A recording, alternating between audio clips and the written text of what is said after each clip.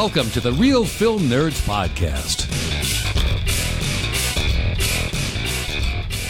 Good day, everyone, and welcome back to another exciting episode of the Real Film Nerds Podcast. I am one of your many co-hosts. Well, actually, co means two, so I am one of two co-hosts, Mr. Glorious Matt Hinshaw. And with me, as always, my good buddy, my brother, if we had the same mama, Mysterious Mike. Hey, everybody. So, Mike, what if something horrible happens? Something already did. That is a quote from today's incredible, stupendous, amazing movie that you're going to give 5 out of 5 reels because it's the best movie of the year and it's only January. Yeah, right. Well, no, we know, Mike. We know. What are you talking about? You know this movie's not great. It's not even good.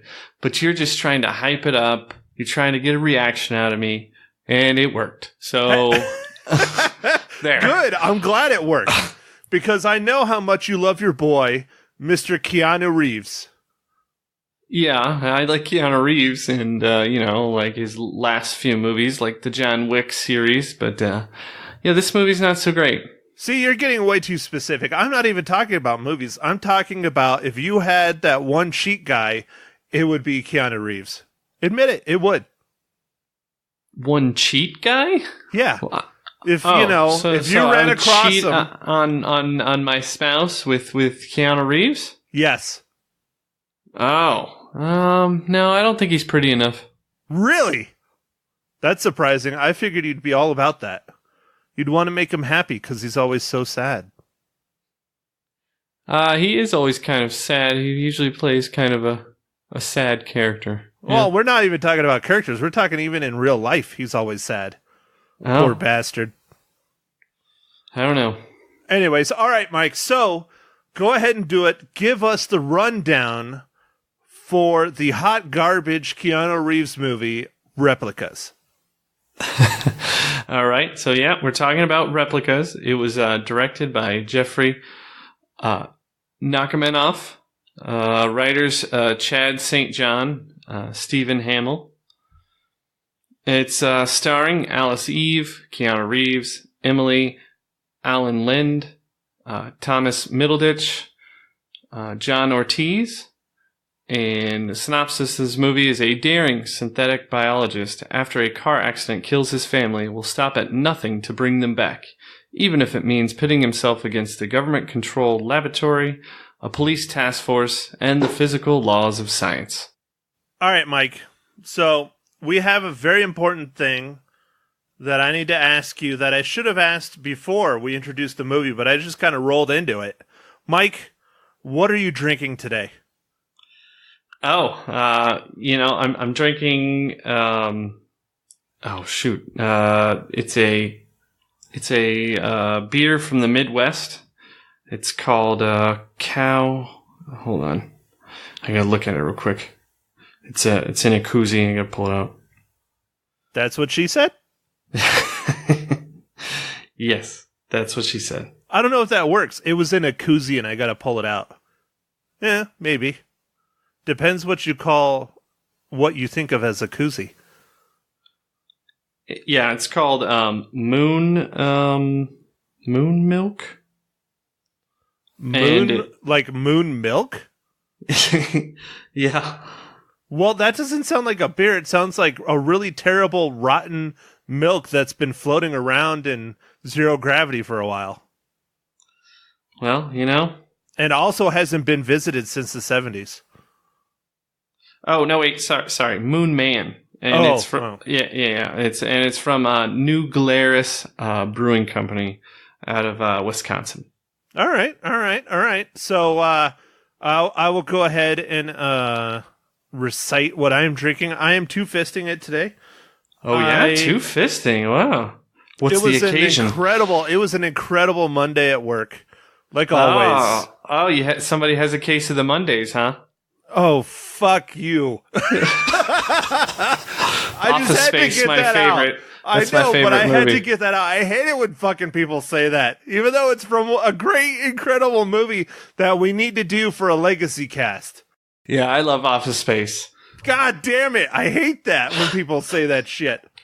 Anyways, all right. Well, in my left hand, I am finishing off my last little bit of one of my favorite beers. It is the Samuel Adams Oktoberfest. Oh, man, you can still get it? No, I've just had it for a little while because they start putting it on sale. Yeah, they start putting it on sale, whatever they have left in November, and that's when I typically buy it because then I can think I can afford it, even though I really can't. But anyways, so that's in my left hand. In my right hand is my kind of man drink, but I am drinking a Jameson and Coke in my right hand. Oh, and it's like 4 ounces Jameson and a half ounce Coke? No, dude, it's more than that. I have a pint, so it's like, an entire pint of Jameson with a splash of Coke. Oh, okay, man. Must have been a great Monday. Yeah, and I'm on my second one because we started a little late today. So, man, hopefully you don't get all slurry. No, I don't think so. I don't know. We'll see. I mean, I haven't eaten since 1 o'clock and it's now almost 8. So we'll see how it goes. We'll see how this goes. It might get real fun towards the end. You might have to run the show, Mike. Can you do it? Can you handle that pressure? I think I can. All right, good. Now you're starting to sound like, what is that? The little engine that could? Yeah, I think I am. All right, good. So, Mike, I won't beat around the bush. Never mind. I'm going to stop. Replicas was just rough, dude. It was rough. It was a cheap, shitty version of Altered Carbon, which Altered Carbon was such a good, entertaining show on Netflix. I highly recommend anyone that likes really hardcore sci-fi stuff, especially the feel and the look of Blade Runner, to watch Altered Carbon. Oh, yeah. Altered Carbon was fantastic. Comparing it to Altered Carbon, it was terrible. I couldn't stop comparing it to that TV show the whole time I was watching this. I was like, man. Yeah. Oh, I guess you're really hitting it on the head there. But I don't know. This movie in some places seemed very rushed, and the acting, I don't know. I guess Keanu Reeves even was kind of, I don't know. Honestly, I think he was just in it for a frickin' paycheck. Yeah, he seemed kind of mechanical. Like, he didn't seem as like, even in John Wick, where he's kind of like this crazy badass, I felt more emotions than this one, where, I guess it's in the synopsis. So his whole family dies, and it just... Dude, I was just going to say what you're going to say. It just didn't seem like it was that disturbing to him. Right. His whole freaking family literally dies before his eyes, including his 3 children, and he's just like, oh, well, that sucks. Yeah. It's like, are you kidding me? Your whole family just died. I don't have a family. I don't have a wife. I don't have kids. If I did, again, though, I'm a bit of a sap. I'd probably be sitting there bawling my freaking eyes out for at least 2 or 3 hours. And then I would go and do the creepy sci-fi shit. But hey, whatever. Yeah, I don't know. Like, his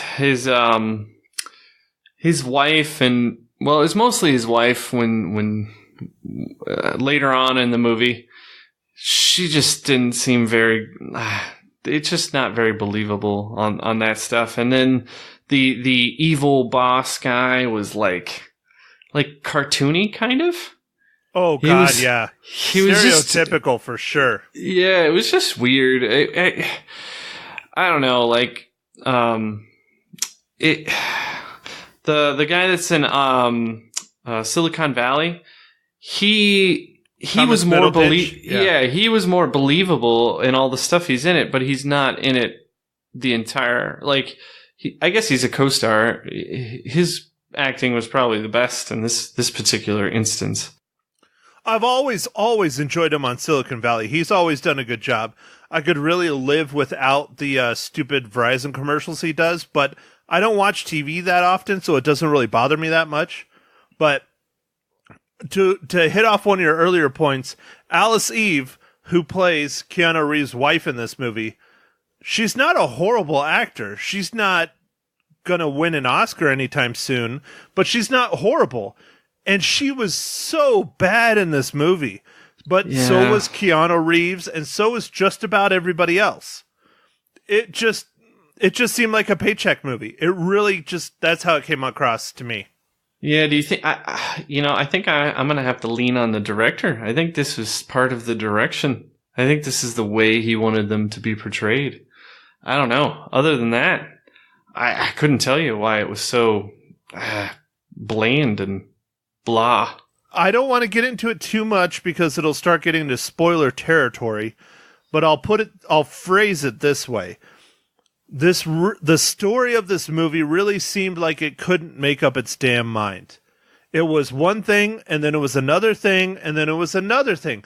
If it would have picked one and stuck to it, if it would have picked that one and just stuck to it, it would have been a better movie. It wouldn't have been as long either. It probably would have been 90 minutes instead of, what was it? Here, let me look it up without... I think it's an hour and 46 minutes. I mean, it's not almost crazy 2 long, hours. But... No, but 107 minutes.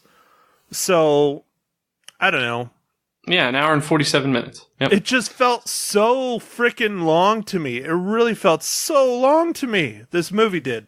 Yeah, I actually checked my watch during it. And I was the only one in the theater, which is also a bad sign.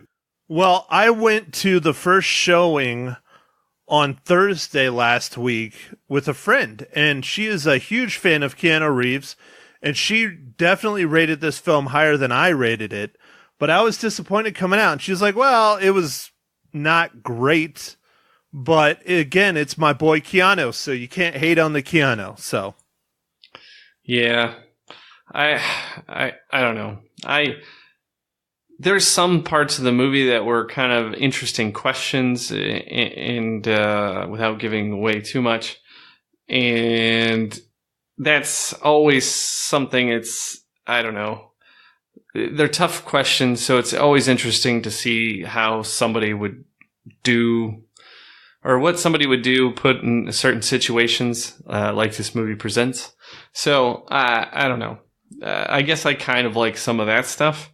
But I was expecting a little bit more sci-fi stuff, and it's kind of late on that. And then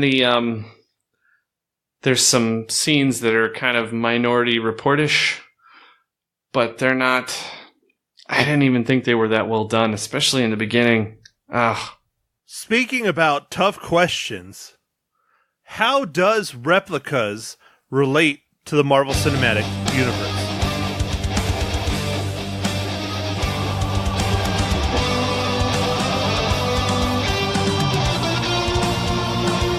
Oh, well, that's a great question, Matt. The makeup artist, Carrie Smith, also was a makeup artist for Ant-Man and Ant-Man and Wasp. Nice. Well, good. I bet you that was probably a pretty deep cut. Yeah, it was a little harder to find. It seemed like a lot of the people that had worked on this movie had done a lot of smaller, lower budget type films that were maybe horror movies or B-type movies, because it didn't seem like there was a lot of bigger movies on a lot of the resumes of the various cast and crew. Well, not to make it sound bad, but I guess it does a little bit. But the production company, not the production company, I keep getting this wrong. I keep saying production company. It is not the production company. It is the distributor. The distributor for the United States of America for this movie is called Entertainment Studios Motion Picture. That is one of the most generic freaking names I have ever heard for a film company in my entire life.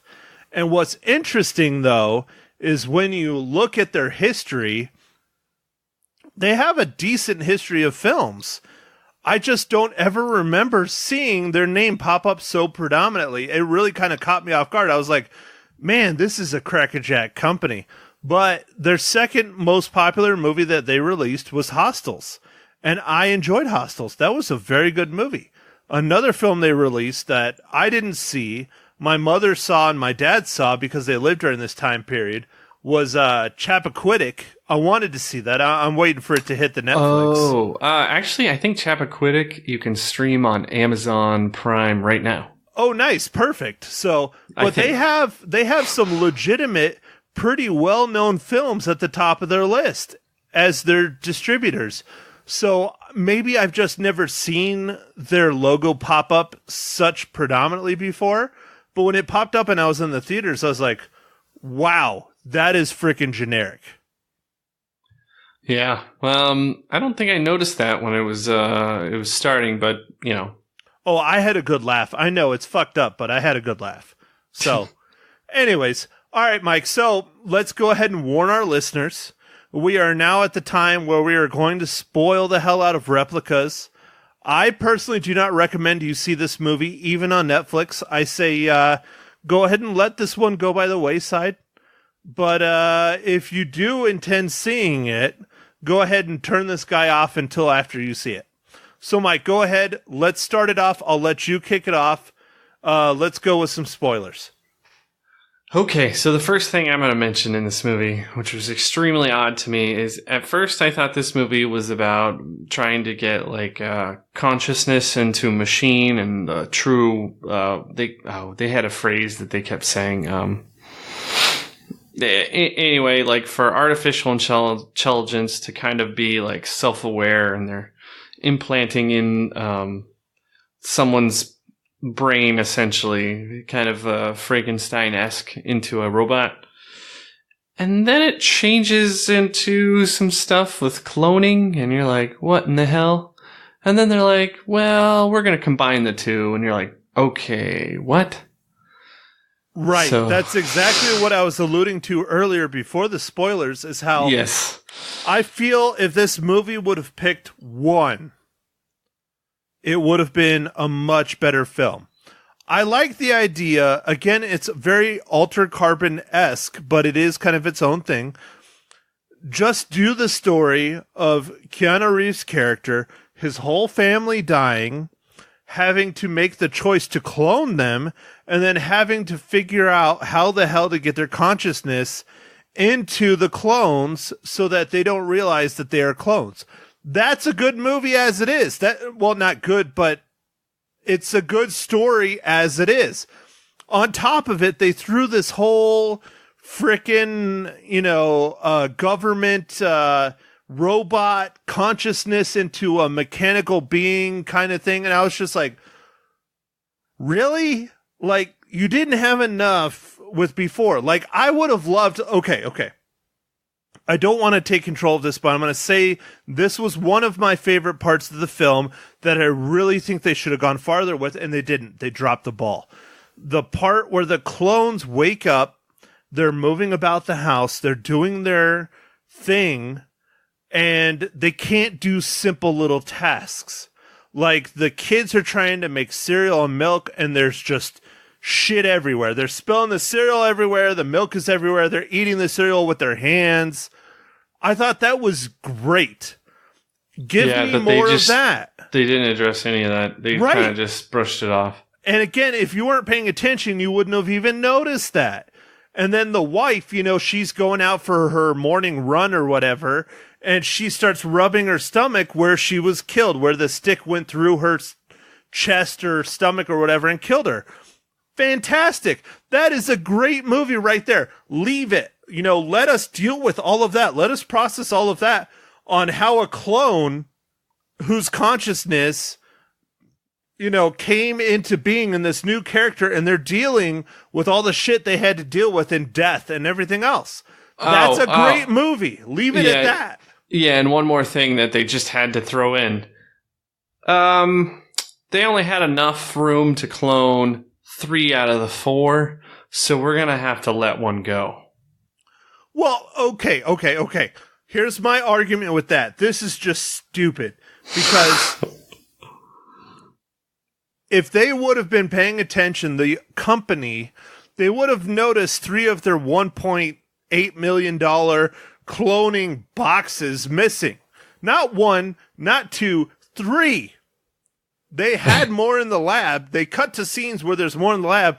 Take the fucking 4th one. Just take the 4th one. Because you decide to axe one of the children, which happens to be clearly Keanu Reeves' favorite child. Are you... Oh my God, it was so bad. Sorry. Yeah, I thought that was... And then, of course, Keanu's like, well, I'll just erase them. I'm like, yeah, that'll work. That'll work. The school, everyone will forget that you accidentally had another kid. It'll be fine. I love that you can Google search someone's brain and delete out whatever the fuck you want. I guess Google's algorithm is so good you can delete out of people's brains whatever the hell you want. Yeah. Right? Yeah, no, that was bad. And then so I understand movies are a visual medium, but the way that he had to do the algorithm was all this visual cross section of the brain and stuff. I'm like, how would you get anything done? No brain is wired the same. I don't understand. I mean, there's generalities, but not even everyone does the things that a lot of people do. Like when they map your brain, some people have motor skills and stuff in different places, and it's just, I don't know. It was so weird. It was a weird way of trying to be cool with tech and the gesture to wave your hand over your face to start the thing. What the heck is that? Dude, Mike, just be honest. There was way too much convoluted story. The science falls flat on its face. The tech falls flat on its face. It just does. It just does. And that's what makes the movie not just bad, but even worse. Because they can't stick to the laws and the rules that they set in the start of the movie. Yeah, it does. That makes it worse. And then the fucking robot at the end, who is also Keanu Reeves, and he's kicking everybody's ass, and it looks so bad. Clearly they didn't spend money on the CG.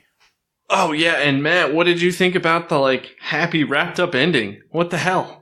Well, dude, it leads for a fucking sequel, but I love 17 weeks later. Oh, look, we found the extra fucking cloning machine. And I cloned my fucking child. And oh, by the way, we're now selling the tech to fucking, oil tycoons in Saudi Arabia who are fucking dying or whatever the fuck they were. Yeah. But the funny part about oh, look, here's our daughter that I erased from all your heads. Yeah. Love her. Go ahead. Yeah. Go run and love her, even though I deleted her completely out of your fucking conscious. Yeah. Well, I'm going to have to reload you guys. Just stand still for a few minutes. Oh, no. He deleted that shit. It's gone. So she's going to have to love, a child she's never known. Even though she kept having fucking ghost thoughts of it throughout the movie. Yeah. Well, God, dude, it was so bad. It was so bad. Matt, everybody knows that when you clone the brain that you're going to have these ghost images of stuff, and you'll be like, why is things weird right now? Come on. That's just classic, normal stuff that goes on with cloning. So are you telling me that all the sheeps and gerbils and deer that they've cloned, they have ghost fucking memories of eating a plant? They're sitting there eating a plant, but it's really a ghost. I'm going to have to lean with yes. I'm going to have to lean on yes there. I mean, you're the smart person in this podcast. I'm just the talent. You're the smart person. So yes. Yeah. Well, I don't know, man. It's a pretty bad movie. It's a pretty bad movie. I wanted to like some of the stuff, and I tried. What's really fucking depressing is it's January. Yes, I know. January is not the best time for movies. We just had literally 12 movies released in the span of 2 weeks in December. I understand. You and I tried to see as many of them as we could. I thought we did a pretty damn good job, personally. Yeah, we did see some. We haven't even reviewed everything we saw. I just don't know how we could squeeze everything in there. That's what she said. You know, I honestly, like, I don't think I'm going to talk about Once Upon a Deadpool. I'd like to talk about Stan and Ollie. That was good. I enjoyed it. But there was just so much. There was so much. I think we got the cream of the crop and one that kind of wasn't the cream of the crop. But, you know, whatever. Yeah, but it looked like it was going to be awesome. The Marwin looked cool. It did. And really it had such a great marketing campaign. And then it was not great. And who doesn't love Steve Carell? Steve Carell is a fantastic actor. But, oh, God. Anyways, if you want to listen to that one, that was a couple podcasts ago. That was, 77, I think? Yeah, the triple feature. Yeah, the triple feature. The title of it. Triple feature. Yeah. It was our first triple feature, and it was tough, man. So, anyways, so I understand January's going to be shit. It's the shit time for movies. But again, we have Glass coming out in a week or two? This coming week. Right, I'm excited to see that. I'm sure, you know... it's been getting hammered, dude. It's been getting, yeah. I hope it's good. I'm excited to see it because I would like M. Night Shyamalan Ding Dong to be back on his game. And I really love Split. I really, really loved Unbreakable way more than Split. I thought Unbreakable was just so smart and so good and so much fun. I'm going to be really sad if this is really that bad as the critics are putting out. But we'll see. I don't know. We'll see. We're definitely going to go see it. You and I are definitely going to go see it. And you're going to be able to listen to it on the Real Film Nerds podcast. Yeah. I mean, the critics ripped apart Bohemian Rhapsody, and we liked it. So, like, I don't know, that's man. true. Sometimes I think they're just too stuck on themselves. I don't know. I feel like we're the real audience. Yeah, we're not critics. We're just a couple of Joes, average Joes. So, yes. Speaking of average Joes, Mike, let's go ahead and do it. Let's let our listeners know what we truly think of the robotic John Wick 3, known as Replicas. Dude, seriously, if it would have been like a robotic John Wick 3, this movie would have been fucking tits. It would have been so much better. Yes, it would have been awesome. But John Wick 3 is coming out later this year, so we can look forward to that. Oh, I'm so looking forward to that. I mean, I really am. So, all right. So, John Wick 3 aside, Mike, how many reels do you give the hot mess that is known as Replicas?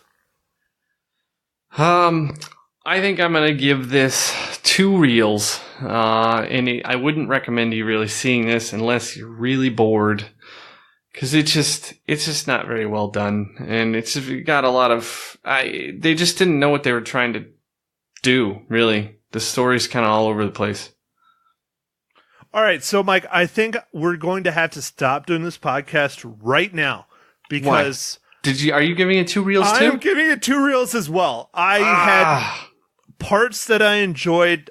Enjoyed is maybe a strong word. I had parts that I hated less than other parts that I hated.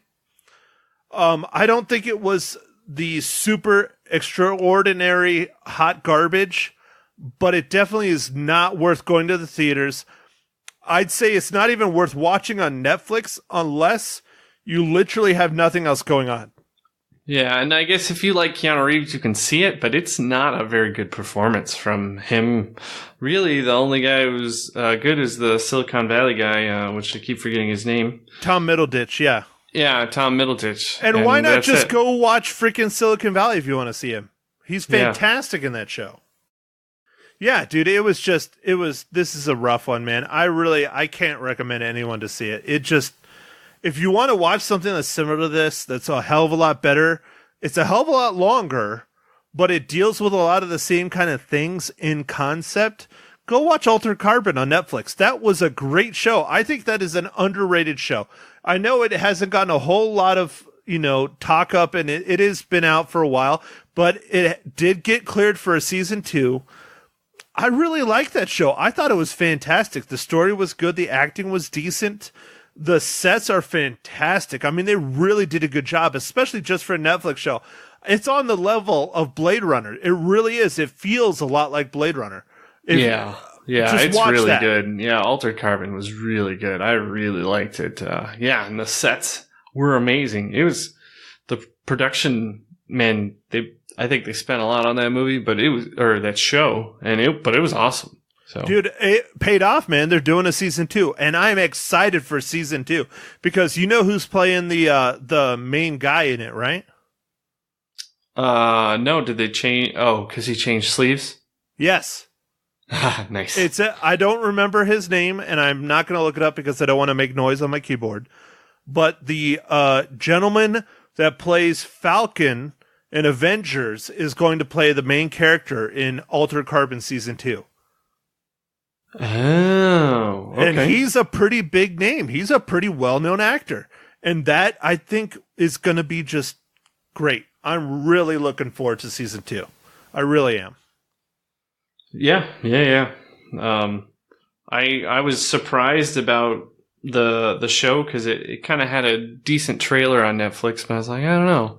And then I watched it, and I was like, oh, I love this. So, all right. So one last thing, folks, before we let you go, there is I don't know if it's a new social media, but it's a new social media to me. And I'm trying to get Mysterious Mike on there to start his own Mysterious Mike profile. Yeah, I'll get on it, man. I've just been busy. I'll get on it. Well, I started my own, and then I started a Real Film Nerds one. And then hopefully you'll start yours, and you can send me a message, and I'll friend you on it, or whatever the hell they call it. But it's called letterboxd.com. That's letterboxd.com. And it's a place for basically people that love movies. You can rate, you can review, you can read what other people think of films. It's a really great idea, and I can't believe I'm just now learning about it.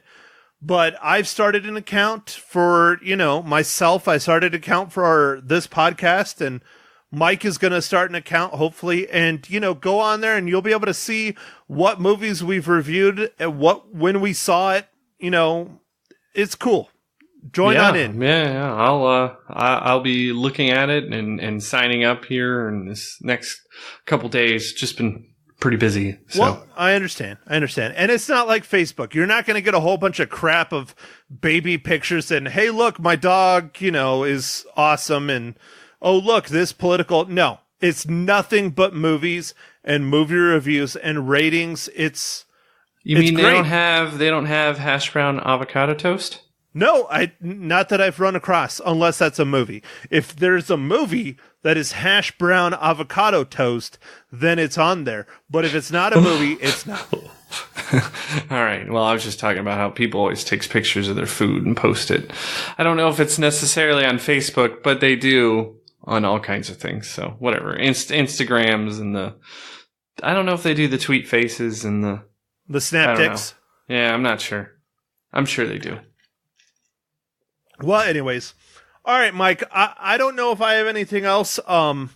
Maybe we could tease what we're doing Thursday. Thursday, we actually had a movie studio contact us, and they requested us to review their B movie, and that is coming this Thursday. The movie is known as Clyde Cooper. It is out on Amazon. It is anywhere you can purchase it. Go for it. Go watch it. Mike and I are going to talk about it on Thursday if you want to be part of that conversation. Yeah, we're going to talk about it on Thursday. I'm definitely interested to talk about this movie. All right, Mike. Well, I don't have anything else. You got anything else you want to add for today's podcast? No. I think that's it. Thanks everybody for listening, and catch our next pod. Thank you for listening to The Real Film Nerds. Now don't forget to follow us on Facebook, Twitter, and Instagram at Real Film Nerds. Now go out and catch a movie.